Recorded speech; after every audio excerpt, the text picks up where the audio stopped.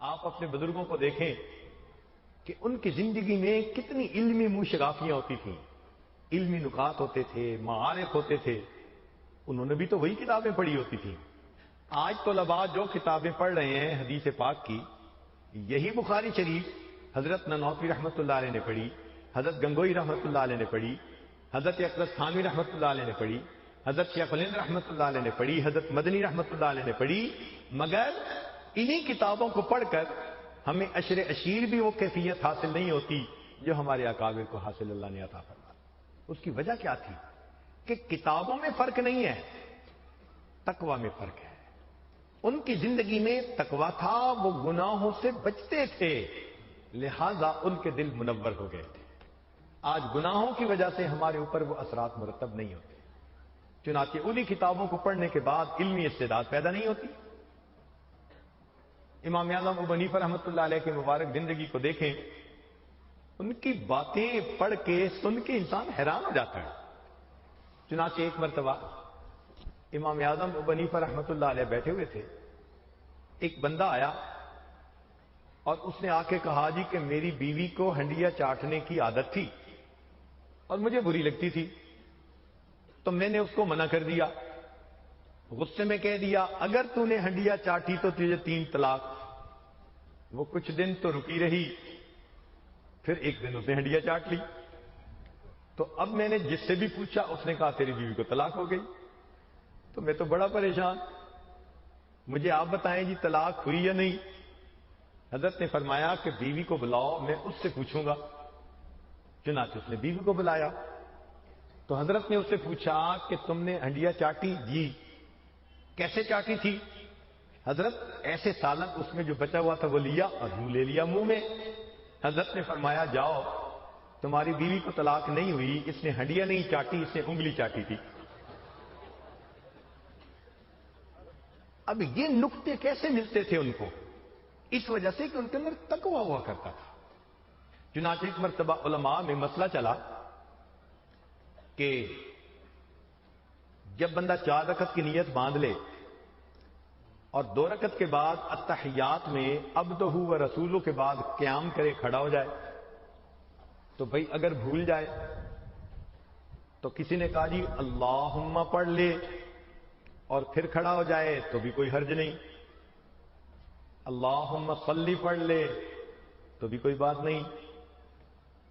اللہم صلی علی اتنا پڑھ کے کھڑا ہو جائے پھر بھی کوئی حرج نہیں. امام اعظم ابو حنیفہ رحمۃ اللہ نے فتویٰ دیا کہ اگر اس نے پڑھ لیا اللہم صلی علی محمد، اب سجدہ صاحب ضروری ہو گیا.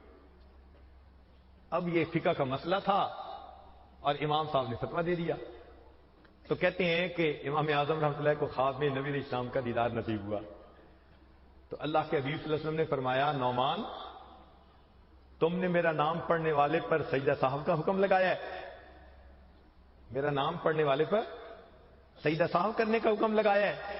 تو فوراً عرض کیا اے اللہ کے حبیب صلی اللہ علیہ وسلم، نہیں بلکہ میں نے یہ کہا ہے جو بھول کر آپ کا نام غفلت سے پڑھے اس بندے کو سجدہ صاحب کرنا ضروری ہے.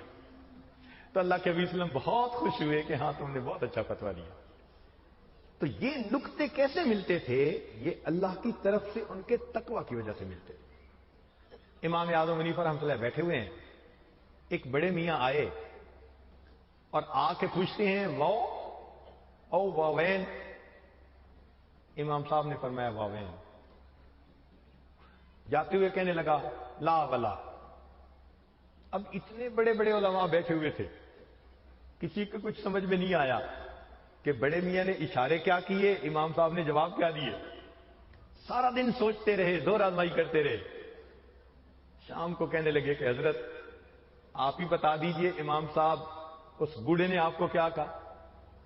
امام صاحب نے فرمایا کہ اس نے مجھ سے مسئلہ پوچھا کہ التحیات ایک واو سے پڑھنی چاہیے یا 2 واو کے ساتھ.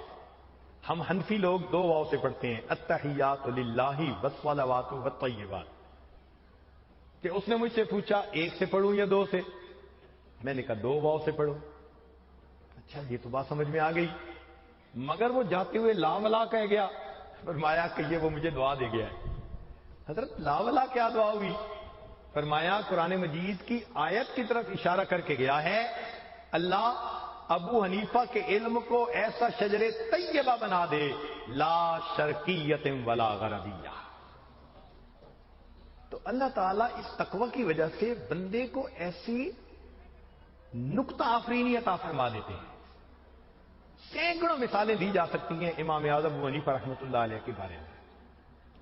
قریب کے زمانے میں ہمارے اکابر علماء کرام دیوبند کی زندگیوں کو دیکھیں، بلکہ ان سے پہلے شاہ عبد العزیز رحمۃ اللہ علیہ کی زندگی کو دیکھیں تو عجیب، سبحان اللہ۔ حضرت شاہ صاحب ایک دفعہ بیٹھے ہوئے تھے کہ ان کے پاس ایک فرنگی آیا، کہنے لگا آپ اپنے لوگوں کو بس عربی پڑھاتے ہیں مدرسوں میں اور تنگ ذہن بنا دیتے ہیں، اور یہ مینڈک کنویں کے بن جاتی ہیں، ان کو باہر کی دنیا کو کچھ پتہ نہیں ہوتا، اور ہم تو اپنے بچوں کو سائنس پڑھاتے ہیں، جغرافیہ پڑھاتے ہیں، اور ہمارے بچے بڑے اوپن مائنڈڈ ہوتے ہیں، بڑی وسیع تھنکنگ ہوتی ہے۔ یہ میرا بیٹا دیکھو میں اس کو سائنس پڑھا رہا ہوں، آپ اس سے بات کریں آپ کو پتہ چلے گا کہ کتنی وسیع سوچ ہے اس کی۔ شاہ صاحب نے بلایا، وضو کرنے کا ایک تالاب بنا ہوا تھا۔ شاہ صاحب نے فرمایا اچھا بچے بتاؤ اس تالاب میں کتنے پیالے پانی؟ اب وہ انگریز کا بچہ کبھی تالاب دیکھے کبھی ان کا چہرہ دیکھے کہ جی مجھے کیا پتا۔ تو شاہ صاحب نے ایک طالب علم کو بلا لیا جو اس کا ہم عمر تھا، اللہ کی جان وہ منطق پڑا ہوا تھا، بلا لیا اور بلا کے اس بچے کو کہا کہ بچے بتاؤ اس تالاب میں کتنے پیالے پانی ہیں؟ اس نے کہا حضرت اگر آدھے تالاب کے برابر پیالہ ہے تو 2 پیالے پانی، اور اگر اس کے برابر ہے تو 1 پیالہ پانی ہے۔ تو یہ چیزیں حکمت کی بات کہلاتی ہے، یہ تقوی کی وجہ سے انسان کو ملتی ہے۔